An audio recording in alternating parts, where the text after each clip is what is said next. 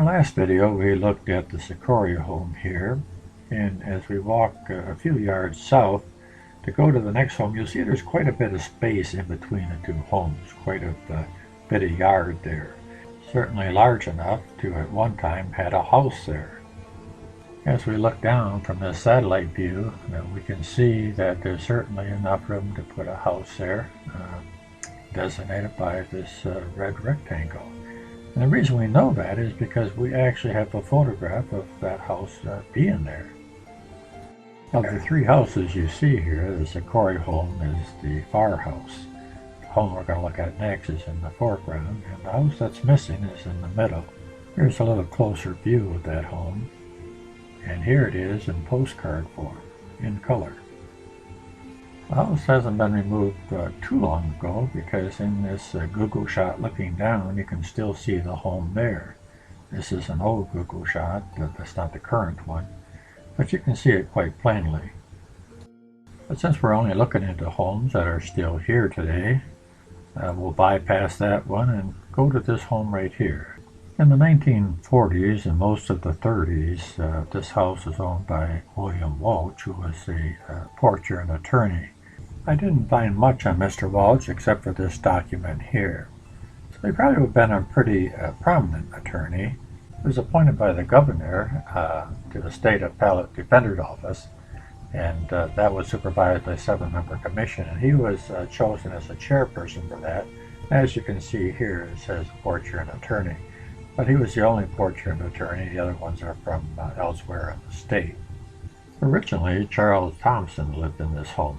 He may have even built it because it goes back to the 1800s. Charles owned a furniture store at 513 Water Street. His brother, right below the second listing there, George, he was an undertaker, and you can see here that his business was over on 6th Street. But originally he was with Charles in the same building at 513 Water Street. Today, that building would be located right here. Of course, this had been before the Bank of America, and of course before Michigan National. It was actually originally the Merchant Exchange Block, and the building looked like this here.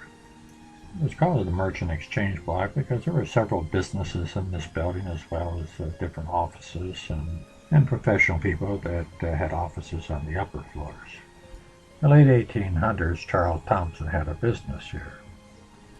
Fortunately, we have a photograph of that time period when he occupied that building.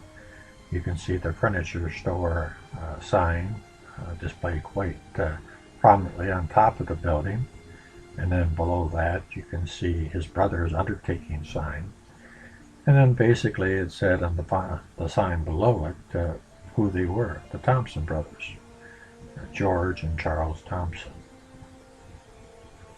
On the corner there you see A. Foster, that was a shoe store, and then to the north of that, closer to the river, there is Wastel drugstore, and then to the east, further down from Thompson Brothers, was a printing company as well, William Keenan. After Charles Thompson occupied this home, and before William Walsh occupied it, it was occupied by the Reed family. In this 1907 directory, it shows that the family was headed up by James T. Reed, secretary for the Reed Wrecking Company. Well, that in itself doesn't sound too newsworthy, but I continued doing research on it, and I found out that this man had one of the most exciting, adventurous, and dangerous jobs in Port Huron. And he was well respected not only in the community, but in the state and in the nation. So well respected that this book was written about him, The Salvager. And this isn't just a pamphlet type book, it's 300 pages and a very interesting story. A story I would like to share with you. So I'm going to try something new in this video.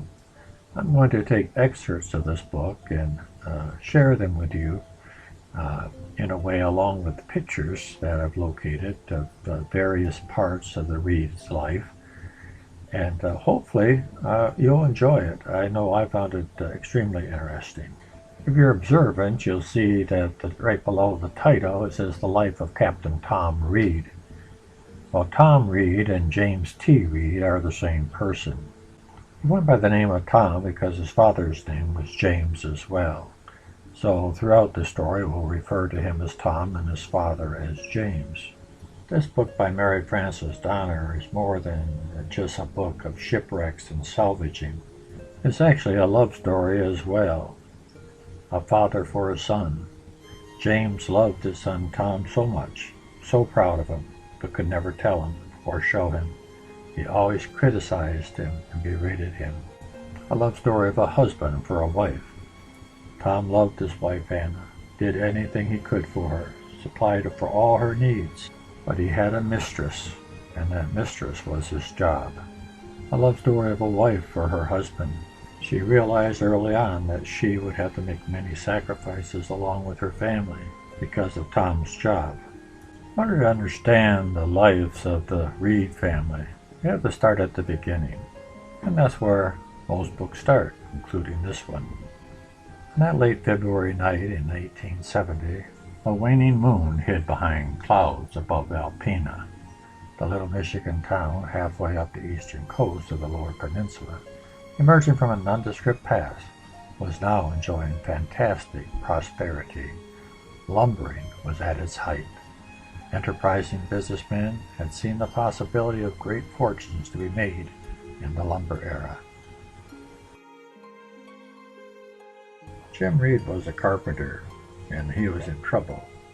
He was racing with time to complete the new house so that their first child, eminently expected, might be born there. The Reeds had transferred their belongings the previous week and were at once ordered to vacate by Hiram Hancock, the unscrupulous former owner of the land, who claimed the place was still legally his. Justice could wait, but not Jim Reed's family. He went about securing a lot not too far away, with friends and strangers alike volunteering assistance. Under cover of darkness, they managed to jack up the little building. With final plans laid, they began to move late that dark night and had the house well off the property before the unsuspecting Hancock could secure an injunction. Tardily discovering his defeat, Hancock came on the scene roaring furious threats. This was a language Jim Reed knew better than the tricks of the law. It was just as Jim went about settling with Hancock that an infant's first cry reached the tense, grim crowd witnessing the battle. And so, Tom Reed was born. Tom's dad bought a tug and booms for rafting. By rafting, I mean pulling the logs that came from the woods that the lumbermen were cutting down, and they would put them in these booms and chains, and they would tow them through the lakes and the rivers to the lumber mills. A lumber camp followed, and then I moved to St. Ignace on the Upper Peninsula, where Jim Reed set up a towing office on the docks, and for a while he served as mayor. Up to this point, there was no salvaging done with this tug. That changed in the spring of 1876. The Plymouth went on the rocks in the Straits of Mackinac. Jim Reed, summoned from St. Ignace by a desperate captain, improvised a crude salvaging outfit and went to his assistance. From such an incident began a wrecking and towing business that made history, not only on the Great Lakes, but eastward to the Atlantic coast as well.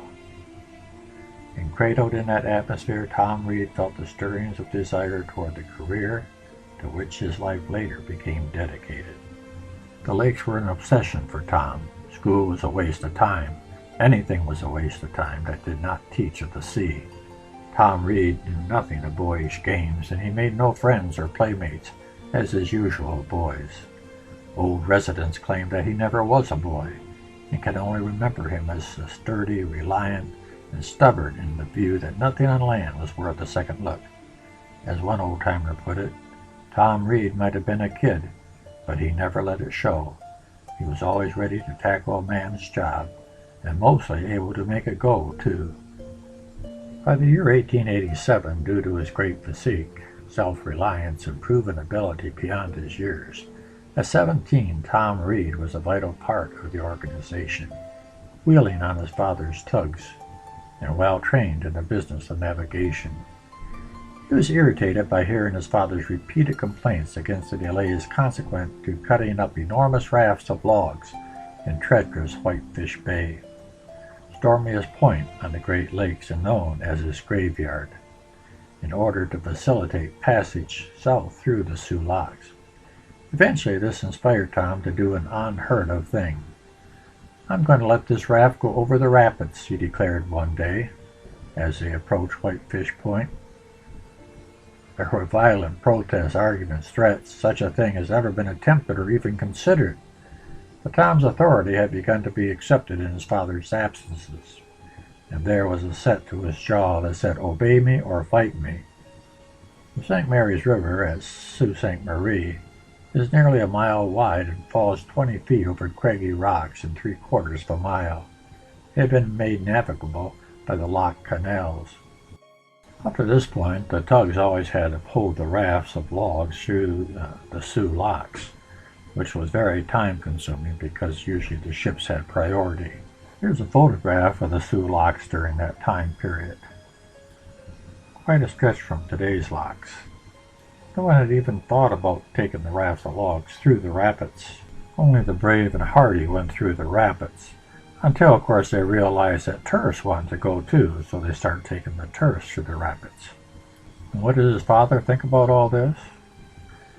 To follow a violent scene with his father, which Tom met in smiling silence, for he realized that beyond immediate anger, there was an astonished realization that the fantastic idea worked.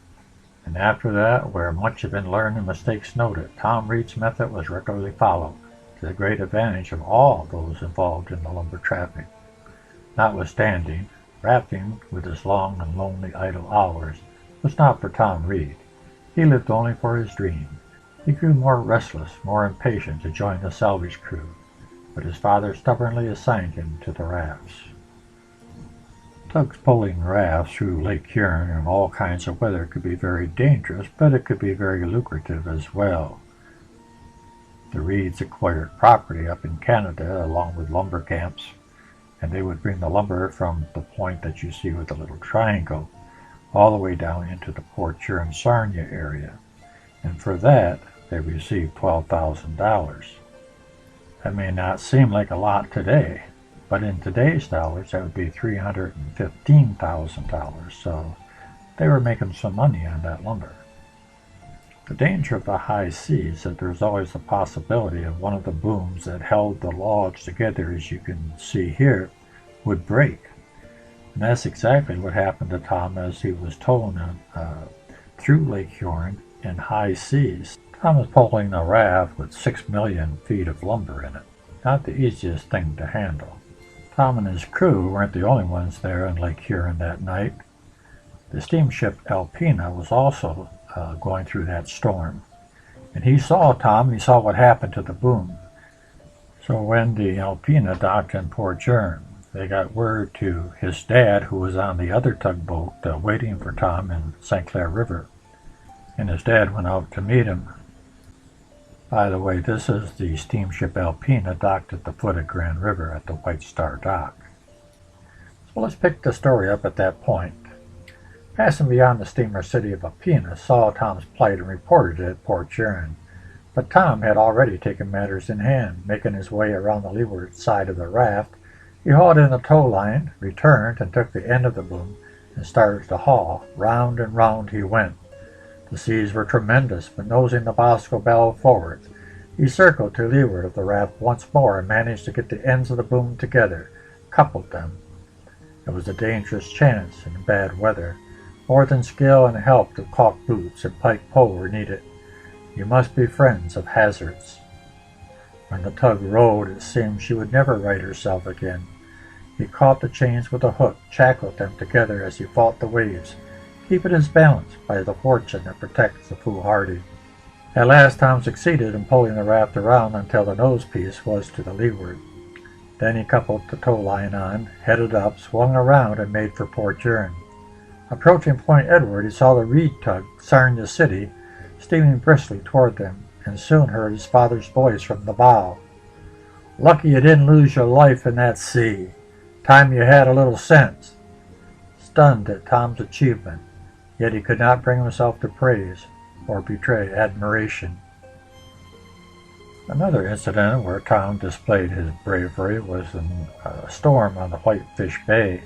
They were pulling a raft and they had to cut the raft loose because of the storm. Because the boiler had run out of water and was overheated already.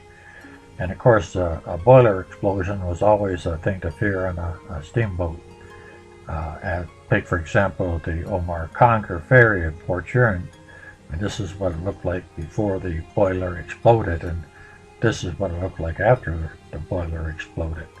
On a side note, it was the Reed Salvage Company that was contracted to salvage the Omar Conquer.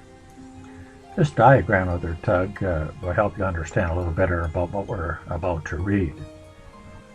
At Whitefish Bay, a roar echoed below deck, and the engineer came running up with word that a flue had burst. The water had gone out of the boiler. They let go of the raft and made for land, headed toward the Quamanon Reef, helpless, with nothing to stop them but the rocks ahead. "Get down there quick," Captain Stevenson told the engineer. "You can see where we're heading. Get into that boiler and stop the leak." "Not me, sir," declared Evans. "I might never come out alive. I've got a wife and 4 kids depending on me." "There are 8 lives on this tug, and you're responsible for the engine room," Jim Reed shouted. "Get down into that boiler, Evans." "Not on your life, sir." Evans was firm. "It's your duty." "And it's my life."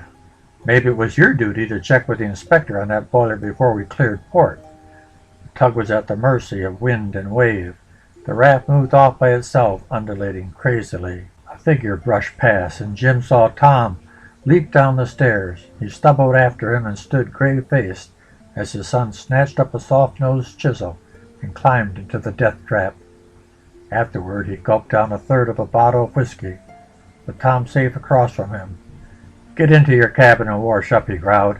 "You look like a sewer digger." Good old Dad.